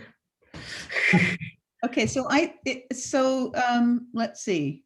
Rick is here. Hold on, would anybody else like to say anything before we finish? Just I want to point out, and I think Sarah mentioned this too, that this part in the back is likely, could be the oldest part. It looks like a Cape house, especially if you're in Right, is it this part here you're talking about, or this part here? that part there where your cursor is now. This here? Mhm. Seems like it's a Cape house, maybe a half Cape. Right, I see too. Sure, but especially from the Methodist parking lot, you can see it quite clearly. And I just Right. want to point that out. It's not, I'm not saying that, you know, that's the part you want to try and preserve. I don't know which part or parts I don't know. is going to work best, but I think it's such a quirky place, as Carol said, with all these different additions and heights and everything. And that's why doing a replica seems so, It's not. yeah. It's not going to work, I don't think. Well, it won't- What's charming about it is the quirkiness. It's Exactly. it's so Wellfleet in its quirkiness. Right. Right, we love quirky. Okay, so I think we should give Rick a chance to respond to what we're saying. So Rick, feel free to turn your mic back on. What are your thoughts? Here we go, guys. You know what? I loved every bit of what you said, and perhaps we could even go to somewhat of a hybrid approach. By bringing a structural engineer in, that is not gonna necessarily give us what we want. If he comes in and say, there's not one structural beam in here that's any good, and it has to come down. You know what, if we are gonna hire a structural engineer, and I would have no issue whatsoever with writing the check out, you know, with that amount. Matter of fact, I may even go to the next step to say, if in fact the commission wants us to save a small portion of this, what would be the best way to sister that post and beam, or let's do the detail and let's figure out exactly what we could do, even if nothing's worth salvaging. And I've done the analysis in an as-built of the framing. If he came back with a framing plan that I could do inside of here to preserve a portion of this, you know, even if it's going to be an additional fee, I'd rather do that because that's constructive as opposed to just an evaluation. So I'd be happy to write a check out to the town of Wellfleet. You hire the structural engineer of your choice. You get the report before I do. Again, I'm looking to be totally transparent and to Luke's point, it's not an economic, this isn't a flip. I'm not waiting 18 months to put something modern up that I want. There's a lot of merit in maintaining pieces because it does give Paul more latitude within the code of pre-existing non-conforming, where if I go all new, I'm doing blower door tests. I mean, I'm gonna go VRF, all new plumbing, all new electrical anyway, because everything there was junk. Hey, Rick, cutting to the chase for a minute. You're a structural engineer. I'm sure you've got an architect. You got a whole bunch of people. You can do this. Mhm. Nobody needs to write a check to anybody else. Why don't you come up with a scheme that preserves a portion of the building and adds onto it, distinguishing the new from the old, but not unsympathetically, and saving something that remembers the history of the building. Gordon, you and I need to take a walk through there. Being a structural engineer, I'm extremely black and white. It's even worse being a structural and a mechanical guy. We certainly do have staff architects, and we've detailed the cornices. I've got a full set of construction drawings ready to be presented to you. If you said, you know what, until you satisfy us, we're not going to release this demo delay. To Luke's point, septic's designed, water commissions allowed us to run water down the road. Those provisions are in place, and I wouldn't take this down until such time as you folks were happy with whatever the plans were, and we're ready to start whatever the endeavor was. And hopefully that shows our integrity. At the end of the day, if I can come close to what this would be worth, quite honestly, in today's market, within that, it means I could spend 10 or 20% more than what it'd be worth today, or 10 or 20% less. I'd be extremely satisfied. I'm not looking to get in here as cheaply as I can and flip it. That's not the intent whatsoever. And it wasn't when we came in front of you folks, in November.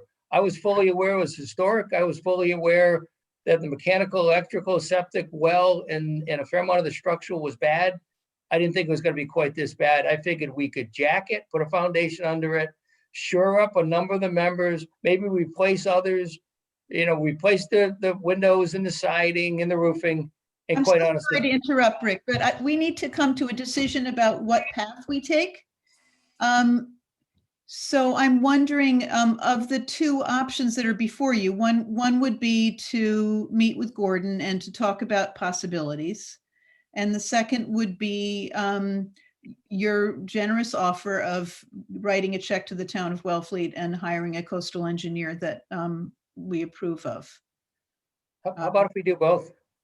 Well, why do we need to hire a structural engineer if we can come up with a scheme where you're preserving a portion of the house and you're adding on to it?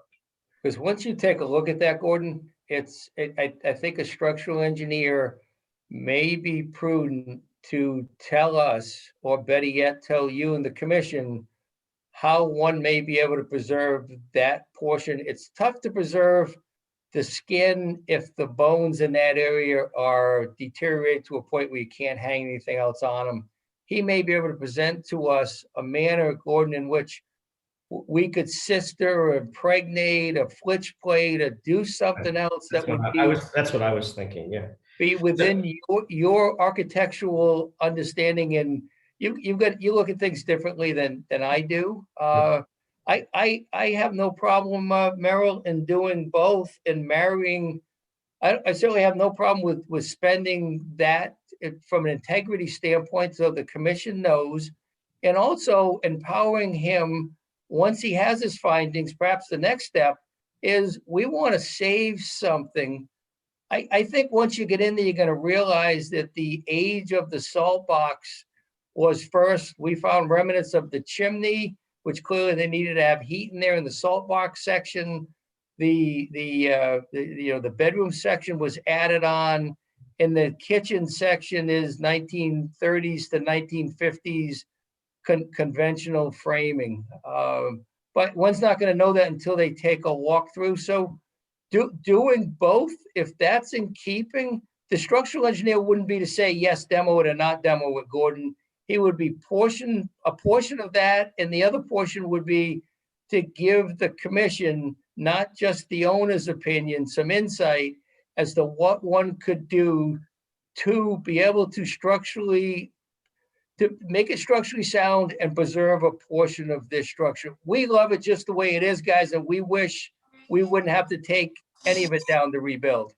So, Rick, let me just ask you this. You, as a structural engineer, are unable to go into this building and determine that there's a portion of it that you can preserve. Doesn't have to be a huge portion of it, just a portion of it that you can preserve, and then you can add on to. You need us to hire a structural engineer for an evaluation. Sorry, that's my daughter calling constantly. So I don't know. The proposal that we got for the structural engineer was to evaluate the structural integrity of it. What you're saying is you want a structural engineer to come in there and talk about the feasibility of preserving a portion of it and do a framing plan for you that with flitch beams and whatever it is, that's going to be able to preserve that portion, but you're a structural engineer. Mm-hmm. But I'm also the owner, Gordon. I do have architectural staff that can take your ideas and the commission's ideas and put those together. Right now, Gordon, in all honesty, once you see it, the only thing that one could shore up to make structurally sound would be that ugly kitchen wing coming off to the north, unfortunately. I don't know where that is. Which way is north? Here? I think it's right of the salt box. Am I right? Yeah, that is correct. Yes. So, okay, look, I'd be happy to meet you there, Rick. That would be great. And I have to say, and I'm speaking for myself now, this has not been subject to a vote of any sort, of anything like that. I would be happy to meet you there. And my intention would be, from a preservationist point of view, to determine what can possibly be preserved to maintain some of the history of the building. And then you can add on to that. That's really where I'm coming from. That would be wonderful, Gordon. Absolutely wonderful. So it sounds like we should think of that as a first step and then decide where to go from there. And that would mean voting for a continuance at this point, rather than talking about whether or not the building is preferably preserved. Am I right about that, Lydia? Yeah, I agree. I think that's good. Okay. Okay. Do we not want to get the preferably preserved part out of the way, guys? No, because once we vote for that, then we move into demolition delay territory. So I think it makes sense to vote for a continuance. And you and I can meet this weekend, Rick, and you and I can talk. This is Mother's Day weekend, Gordon. And I'm heading to Martha's Vineyard for my 85-year-old mom. That sounds nice. Where on Martha's Vineyard are you heading? They're actually right on Wing Road, off of Wing Road, North Bluffs. I know where that is. My sister lives in Edgartown. Many years. We owned in Edgartown until the notoriety of the Clintons and the Obamas were over there, and now we're on the Outer Cape. Right, that's what. Yeah. We were married. The kids were christened down there. This is fun stuff, guys. It may drive somebody else crazy, but this is fun stuff. We could meet on Monday if you'd like to meet on Monday. No, I'm out of town during the week, Gordon. Perhaps the following. Have to be a week from Saturday. Then is that okay? A week from Saturday, I've got a grad school graduation. Perhaps a week from Sunday. Week from Sunday works for me. Okay, the cell number that you sent in your email. Do you mind if I texted you on that? We can certainly. Feel free to text me at that cell number. Excellent. It's 917-655-8008, right? Yeah. And in parallel, guys, I would take no exception, Merrill, to getting a structural engineer of choice. I can get a retainer into the town of Wellfleet so you guys can write the check, or we have to no problem with that whatsoever. We have to figure out what we're going to ask the structural engineer before we hire a structural engineer. My thought, Gordon, initially would be the evaluation so everybody knows where it stands. And then I may add on to that to have him detail some portions that you and I may so choose to keep. If that makes sense. Listen to me, Rick. It's in terrible shape, but it hasn't been condemned. Okay? That's basically where the house stands right now. It's in terrible shape, but the building inspector hasn't condemned it. However, Gordon, if there's some wallboard left up on the northeast side, that we weren't, this is wallboard that had lath on it, had plaster on it before. If I took 2 of those pieces down, which you'll see, the Mhm. entire structure would come down, and it's, But we don't these wanna are have wallboards. load bearing. These aren't framing. We try not to have load-bearing plaster. All right, let's meet a week from Sunday, huh? Excellent, excellent, guys. I look forward to it. Okay, great. Thanks, Rick. Nice to see you again. Oh, likewise. Thank you so much, everybody on the commission. Gordon, Luke, everybody's been, very, very helpful. Thank you for hearing us out. Thank you. Okay, good night, guys. Good night. Good night. We need to have a vote about this, folks, though. Right. So I would like to make a motion that we vote for a continuance and that Gordon meets with Rick to talk about possibilities I second it. for preservation. Okay, I vote aye. Lydia, Lydia, aye. Carol, I. Okay. Okay, great. So that's unanimous. And then we'll take it from there and decide about whether to think about an engineer at that point. Great, thank you. Okay, thank you, Thanks, Rick. Rick. Meryl, my time is getting really short. Can we Okay, can we we're push done. through the rest of this? Yeah, sorry? You wanted to discuss the co-chair, secretary, and treasurer positions? We don't need to do that now. We can do it next time. Okay, that would be great. I appreciate it. Okay, that's fine. And thank you for doing your wonderful screen sharing. I appreciate it. I think 2 hours is a good time for a meeting and everybody deserves to go eat dinner or whatever else they want to do. Thank you, guys. And Lydia, thank you for helping to set me up with all the things that I needed to share. I appreciated you're it. welcome. You're very, very welcome. You did a great job. Yeah. Okay. Do you think we should do the minutes just in closing before we adjourn? Oh, yes, we should. Can we let Gordon go? Do we have enough of a Yeah, room? we have enough. We have 4. Okay. Go ahead and go and we'll vote on that. Okay, wait, I'm stopping my sharing. Oh, right. Wait. Bye, you guys. Thank you. Hey, Luke. Lydia, do you have Yeah, them or do we I'm lose? still on host, so we're not going to all disappear. We're all here. Okay, good. So the minutes were done by Jim and we all had a chance to read them, and I'll make a motion to approve those minutes. I second the motion. Thank you so much for making the minutes, Jim. By all Appreciate it. means. Okay, so I vote aye to accept. Lydia, aye. Jim, I. I don't think I'm allowed to vote on this because I wasn't at the meeting. Right. Luke, are you allowed to vote? Okay. Okay, That was it. so we're all set. Thank you, everybody. That was a good discussion. I'm glad that we were able to do it that way. Yeah, very well done. Oh, exhausting. Motion to adjourn. It's 7:04. I second the motion.